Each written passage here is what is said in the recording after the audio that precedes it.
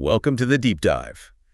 Today, we're tackling a really big one, artificial intelligence. Yep, AI. We've looked through a whole stack of sources, really trying to get under the hood of AI's impact, the amazing things it does, but also some of the, let's say, trickier questions. For sure. Our goal here is basically to cut through the hype, figure out what's actually important right now in this whole AI landscape. Absolutely. And AI is just, it's changing everything so fast. You see these incredible image generators, text bots. That kind of power is now in healthcare, finance, transport. Everywhere. Pretty much. But with that kind of power, comes responsibility. We have to think about the potential bumps in the road. Exactly. Which brings us to this idea of trustworthy AI, making sure it's, reliable, fair, something we can actually understand. Secure, respects privacy. Right, all of that. So today we're diving into things like AI bias, data privacy issues, the whole who's responsible. Accountability. Yeah. And safety risks, how it affects jobs, the environment, even copyright is getting complicated. Wow. And then we'll look at solutions, what people are actually doing, rules, tech fixes, international agreements, that sort of thing. Sounds good. Okay, let's jump in with bias. It just keeps popping up, doesn't it? AI systems that don't work the same for everyone. Yeah. And what's interesting, or maybe worrying, is how bias can, sneak in from so many directions. It could be the data itself.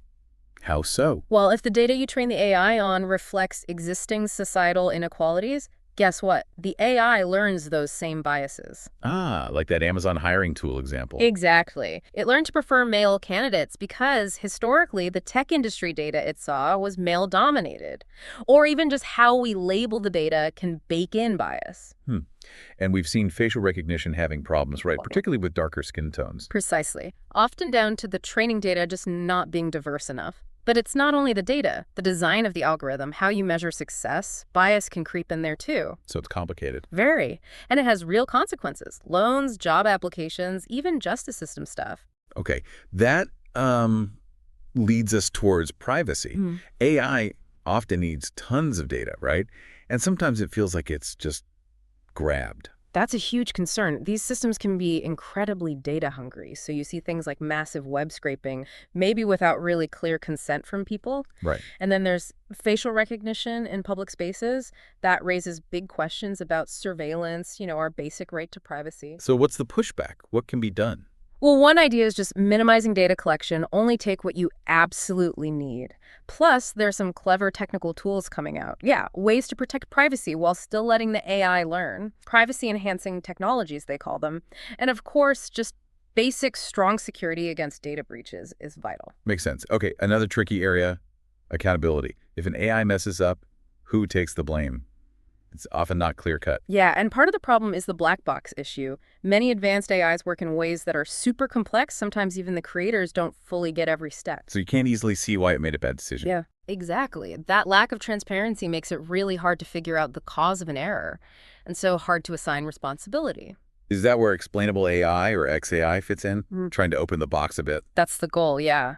XAI aims to make the decision-making clearer, maybe highlighting key factors the AI used. Does it work? It helps, but it's not a silver bullet. There's still debate about how truly explainable these incredibly complex systems can ever be. It's an ongoing challenge. Okay, let's shift gears slightly to safety and security. It's not just about bias or mistakes. AI could be actively harmful too. Absolutely. Think about autonomous systems like self-driving cars. An AI failure there could be catastrophic. Right. Then there are adversarial attacks, people deliberately trying to fool AI systems, like tweaking an image just enough to make a car misread a stop sign. Wow. And more worryingly, perhaps, the malicious use of AI, creating deepfakes, disinformation campaigns, or even autonomous weapons systems, LAW-WS, they call them. Lethal autonomous weapon systems. Yeah, that's a big one. It really is a lot to think about. And it's not just these direct harms, is it? AI is also shaking up society, the economy. Definitely. If you look at the bigger picture, jobs are a huge discussion. AI will likely create some new roles, sure, but it's also set to automate a lot of existing work. So disruption. Significant disruption, potentially. We need to think about retraining, support for workers, plus concerns that AI might actually widen the gap between rich and poor. And the environmental cost. I've read that training these huge models takes a massive amount of energy. It does. Energy and water consumption for data centers are significant environmental footprints we can't ignore. And then there's copyright. AI trained on millions of images or texts, then generating new stuff. Who owns that? Did it have the right to learn from the originals? Big legal questions there. So, okay, we've laid out a lot of challenges. Bias, privacy, accountability, safety, societal impacts. What are people actually doing about it? How do we steer this thing responsibly? Well, there's a lot going on, actually, on multiple fronts. You've got global organizations developing ethical principles, fairness, transparency, human oversight being key themes. Like the OECD or UNESCO guidelines. Exactly. Then governments are stepping in with regulations. The EU's AI Act is a big one, taking a risk-based approach. China has its own specific rules.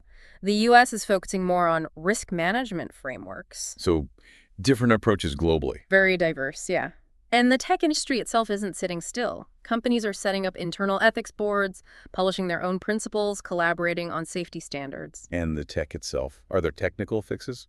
There are technical mitigation strategies, tools to help detect and reduce bias, methods for improving transparency, that's the XAI stuff we mentioned, privacy-enhancing tech, ways to make systems more robust against attacks, So it's a mix: rules, industry efforts, tech solutions. and human-centric approaches too, emphasizing human oversight, keeping a person in the loop, adapting the workforce, promoting AI literacy so everyone understands it better, multi-stakeholder dialogues.